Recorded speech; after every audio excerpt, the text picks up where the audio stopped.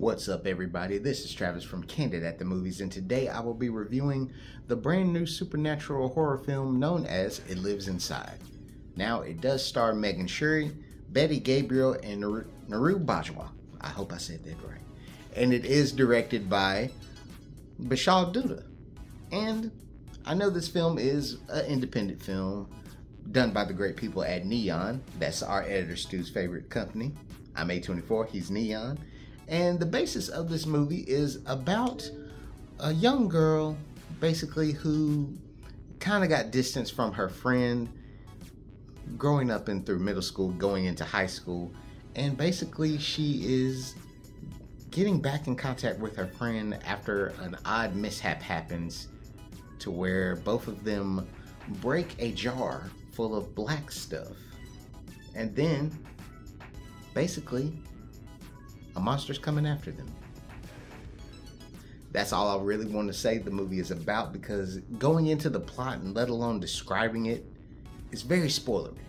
But I can honestly say what works for this film, especially with it being a PG-13 horror, it is a nice throwback to actual horror films that are not relying just on jump scares. They're actually having good storytelling and, more than anything, actually creeping you out.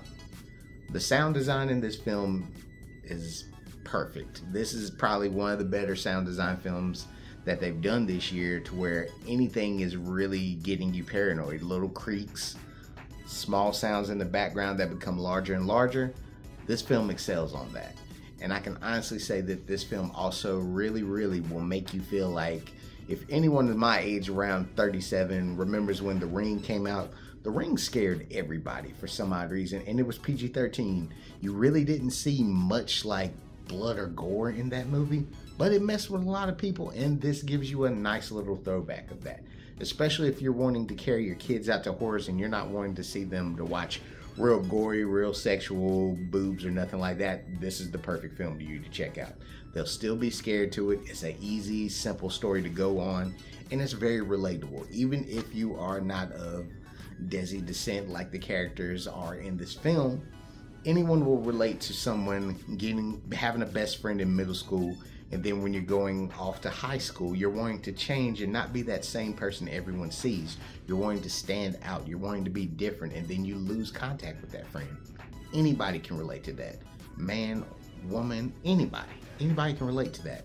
And also with this film, especially with the different cultural background, which was represented very well, especially with the religion aspects of it, I loved about this film is that they explained what this demon was about, and they just didn't want you to just guess and be like, oh, it's just a regular devil demon. This demon actually has a purpose. It has a reason of what it's doing, and it even has a great explanation of how to beat it.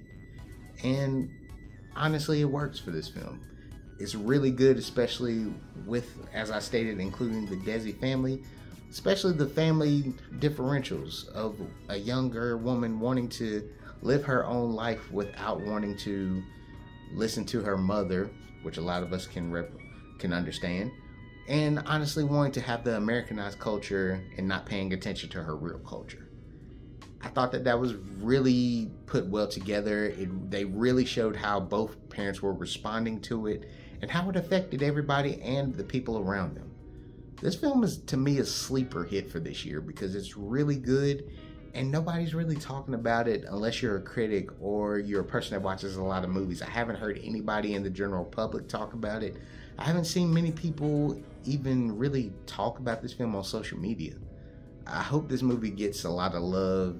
I hope it makes some money in the theater, but I really do hope more than anything, streaming gives this another boost and more people check it out.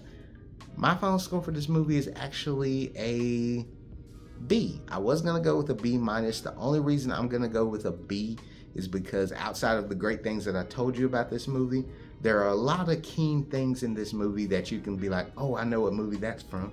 I can tell what this is from. And it definitely shows a lot of love to the early 2000s, to the current horror movie trends that you get nowadays. And like I said, I highly recommend this film for anyone that likes good PG-13 horrors. But hey, are you going to check out It Lives Inside? Comment below, let me know what you think about it.